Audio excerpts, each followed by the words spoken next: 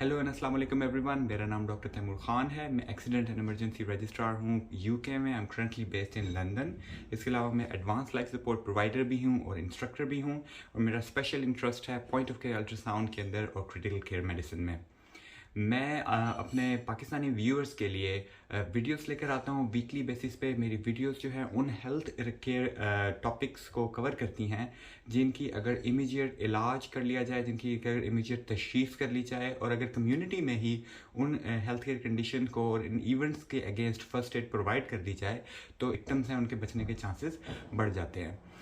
मैंने और मेरे कोलीग्स ने यही नोटिस किया है, specially the ones who are practicing abroad, कि यहाँ पे एक्सीडेंट एंड इमरजेंसी डिपार्टमेंट्स का मोर्टेलिटी एंड मॉर्बिडिटी रेट बहुत कम है। उसकी कुछ वजूहत हैं। उसकी एक जो बड़ी वजह है वो लोगों के अंदर हेल्थ केयर की अवेयरनेस का होना।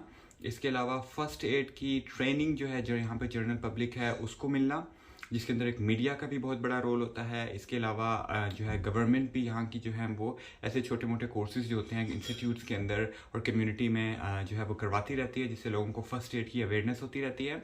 और इसके अलावा यहाँ पे इनफ रिसोर्सेज का हॉस्पिटल में मौजूद होना, तो ये सारी चीज़ें मिलजुल के यहाँ पे A&E डिपार्टमेंट्स की मोर्टेलिटी उनको कम रखती है।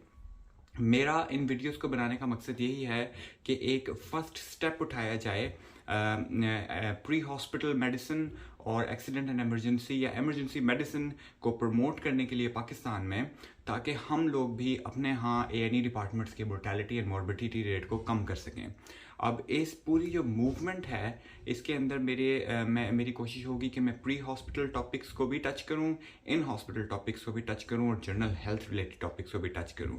आज इसीलिए मैं जो वीडियो बना रहा हूं वो एक और ऐसी हेल्थ केयर कंडीशन और ऐसे इवेंट के बारे में है जिसकी अगर इमीडिएट तशख़ीस कर ली जाए और उसका इलाज अगर कम्युनिटी में ही शुरू कर दिया जाए तो उसे इंसान के बचने के चांसेस जो हैं वो ज़्यादा हो जाएंगे।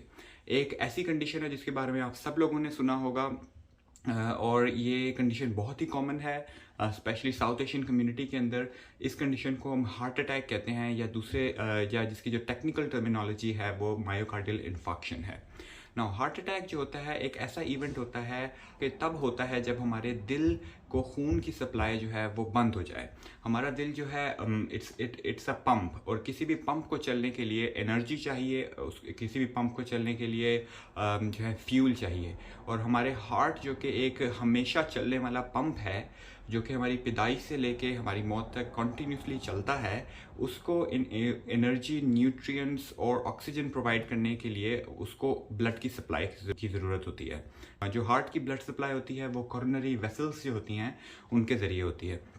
अगर किसी कोरोनरी वेसल के अंदर क्लॉट फंस जाए तो वो हार्ट के उस हिस्से को, जिस हिस्से को वो सप्लाई दे रही है वेसल, उस हिस्से को ऑक्सीजन और न्यूट्रिएंट्स नहीं पहुंच पाएंगी और वो हिस्सा जो है वो डेड हो जाएगा, जिसकी वजह से ये इवेंट होगा जिसे हम हार्ट अटैक या मायोकार्डियल इन्फार्क्शन कहेंगे।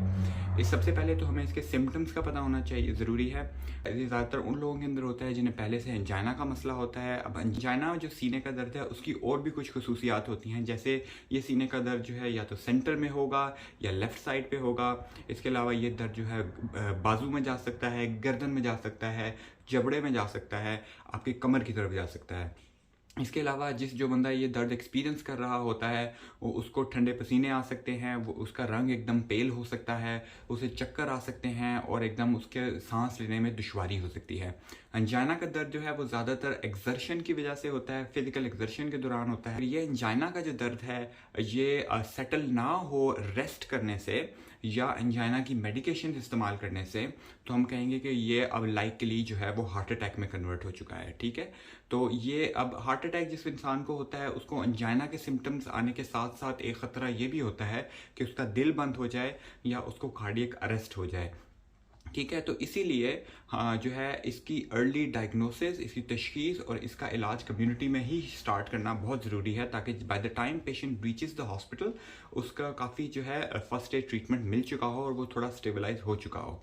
तो अब इसके बारे में करना ही है कि अगर आपके साथ ये मामला पेश आ रहा है या आपके किसी कुलीग या फ्रेंड एंड फैमिली के साथ ये मामला पेश आ रहा है कि उसको इसी तरह एंजाइना साउंडिंग पेन हो रहा है और उसको जो है उसकी तबीयत ख़राब हो रही है, और तो आपने फ़ौरन रिकॉग्नाइज कर लेना है कि इसको हार्ट अटैक हो रहा है। फर्स्ट स्टेप ये होगा कि आपने मरीज़ को हमेशा की तरह काम करना है, रीअश्योर करना है और उसे समझाना है कि वो जितना पैनिक करेगा उतना नुकसान और कॉम्प्लिकेशन के चांसेस जो हैं वो ज़्यादा होंगे। तो मरीज़ को रीअश्योर करें, उसे काम कर दें। उसके बाद आपने मरीज़ को ज़मीन के ऊपर एक बहुत ही कंफर्टेबल पोजीशन में बिठा देना है ताकि उसके दिल के ऊपर स्ट्रेस कम से कम पड़े। इन सारे स्टेप्स का मकसद ये होगा कि दिल को के ऊपर कम से कम स्ट्रेन पड़े, स्ट्रेस पड़े, ताकि दिल की ऑक्सीजन रिक्वायरमेंट जो है वो कम से कम रहे। तो आप मरीज़ को ज़मीन पर बिठा देते हैं, उसकी कमर के पीछे कोई कुशन वगैरह या कंफर्टेबल चीज़ रख देते हैं और उसको कहते हैं अपनी नीज़ को बेंड कर ले ताकि दिल को खून की सप्लाई जो है वो लोअर लिम्ब से, आपकी ये टांगों से खून की सप्लाई जो दिल की तरफ जानी है वो बढ़ जाए।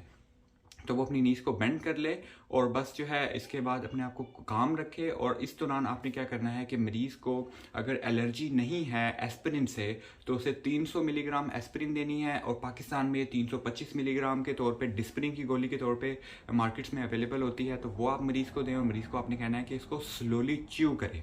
ठीक है। इसके अलावा अगर मरीज़ के पास एंजाइना मेडिकेशंस पहले से ही मौजूद हैं तो आप उसको वो मेडिसिन भी दे सकते हैं, लेकिन अगर उसके पास एंजाइना मेडिसिन मौजूद नहीं है तो फिर आप सिर्फ अगर एस्पिरिन भी दे देंगे तो उससे भी जो है मोर्टेलिटी के चांसेस जो हैं वो और कॉम्प्लिकेशंस के चांसेस जो हैं वो कम हो जाएंगे। तो आप मरीज़ को एस्पिरिन दें और फ़ौरन जो है 999 कॉल पे कॉल करें अगर आप यूके में बेस्ड हैं, या फिर आप 1122 पे कॉल करें अगर आप पाकिस्तान में बेस्ड हैं, ताकि जल्द अज जल्द जो है वो एम्बुलेंस सर्विस आपके घर तक पहुंच जाए और मरीज़ को जो है करीबी हॉस्पिटल में ले जाया जा सके। अगर आपको लगता है कि एम्बुलेंस के आने में ताख़ीर है और आप ख़ुद सेफली मरीज़ को ड्राइव कर सकते हैं करीबी अस्पताल की एमरजेंसी डिपार्टमेंट में, तो आप बिला ताख़ीर जो है मरीज़ को बहुत ही कंफर्टेबल जो है कंडीशन में गाड़ी में बिठाइए और बहुत ही कंफर्टेबली उस मरीज़ को कोशिश करें कि आप अस्पताल के एमरजेंसी डिपार्टमेंट में ले आएँ विदाउट एनी पैनिक। ठीक है। आप एमरजेंसी में लाएंगे, वहाँ पर मरीज़ की फ़ौरन ECG होगी और ECG और कुछ ब्लड टेस्ट होंगे, और अगर उन ECGs और ब्लड टेस्ट के ऊपर लगता है कि मरीज़ को हार्ट अटैक हो रहा है और उसकी कंफर्मेशन हो जाती है तो फ़ौरन उसका इलाज जो है वो शुरू हो जाएगा। अब उसका इलाज जो है उसके अंदर अगर मरीज़ जो है एक स्पेसिफिक विंडो के अंदर हॉस्पिटल पहुंच जाता है जो कि 120 मिनट की विंडो है, तो उसको फौरी तौर पे उसकी एंजियोग्राफी की जाएगी जिसको हम प्राइमरी PCI कहते हैं, और उसका जो वो क्लॉट को रिमूव किया जाएगा, उसकी ब्लॉकेट को खोला जाएगा और वहाँ पे अगर स्टेंट की प्लेसमेंट ज़रूरत होगी तो वहाँ पे स्टेंट डाल दिया जाएगा। और अगर वो मरीज़ जो है उसे हॉस्पिटल पहुँचने में ताख़ीर हो गई है तो फिर कई दफ़ा प्राइमरी PCI नहीं की जाती और मरीज़ को कुछ मेडिकेशंस के ऊपर डाल दिया जाता है जो कि फर्दर डैमेज से प्रिवेंट करती होती हैं। ठीक है। तो मैं समराइज़ कर देता हूँ कि अगर किसी इंसान को एंजाइना साउंडिंग पेन हो रहा है जिसमें सीने का दर्द होगा जो कि आपके लेफ़्ट बाजू में, गर्दन में या जो है आपके जबड़े तक जाएगा या बैक में जाएगा, साथ ठंडे पसीने आएंगे और मरीज़ का रंग पेल हो जाएगा और उसको दुश्वारी हो सकती है सांस लेने में। अगर ये मामला किसी के साथ पेश आ रहा है और रेस्ट करने से ये मामला जो है वो सॉल्व नहीं हो रहा तो इसका मतलब है कि ये हार्ट अटैक हो रहा है। हार्ट अटैक की तशखीस आपने करते ही मरीज़ को कंफर्टेबल पोजीशन में ज़मीन पे बिठाना है। 300 या 325 मिलीग्राम की एस्पिरिन जो है वो मरीज़ को आपने देनी है और उसे कहना है कि उसे स्लोली च्यू करे और फौरी तौर पे मरीज़ को हॉस्पिटल ले जाने के जो हैं वो स्टेप्स उठाने शुरू कर देने हैं आपने, या एम्बुलेंस बुलाएं, अगर आप खुद सेफली मरीज़ को ले जा सकते हैं तो लेके जाइए वहाँ पे। ठीक है। इसके अलावा जो है आपने इस सारे प्रोसेस के दौरान मरीज़ के ऊपर नज़र रखनी है। अगर आपको लगता है कि मरीज़ कहीं पे अपने होश को खो बैठता है, अनकॉन्शियस हो जाता है, बेहोश हो जाता है या सांस लेना बंद कर देता है तो बिला ताख़ीर आपने जो है वो उसका CPR शुरू कर देना है। CPR या बेसिक लाइफ सपोर्ट की वीडियो जो है मेरे इसी चैनल पे मौजूद है। बड़ी मैंने बहुत सिंप्लीफाई करके मैंने डिस्क्राइब किया है steps of CPR and basic life support को, तो आप मेरी उस वीडियो को भी ज़रूर देखिएगा। उसका लिंक भी मैं इस वीडियो की डिस्क्रिप्शन में डाल दूंगा ताकि आपको ईजिली उसकी एक्सेस हो सके। अगर आपका कोई क्वेश्चन है इस टॉपिक के बारे में या किसी और हेल्थ केयर कंडीशन के बारे में तो प्लीज़ कमेंट्स में मुझसे पूछ लीजिएगा। जैसे मैंने कहा कि इन सब वीडियोस को बनाने का और बल्कि इस पूरे चैनल को और इस मूवमेंट को शुरू करने का मकसद ये है कि लोगों को ज़्यादा से ज़्यादा हेल्थ केयर जो कंडीशंस हैं, ऐसी हेल्थ केयर कंडीशन जिनमें इमीडिएट तशख़ीस, इमीडिएट इलाज और कम्युनिटी में इलाज करने की ज़रूरत है, उनके बारे में अवेयरनेस मिल सके ताकि हमारे A&E डिपार्टमेंट्स का पाकिस्तान में mortality mortality rate and morbidity rate कम किया जा सके। ठीक है, तो ज़रूर मेरी वीडियो को शेयर कीजिएगा, लाइक भी कीजिएगा और मेरे चैनल को सब्सक्राइब भी कीजिएगा।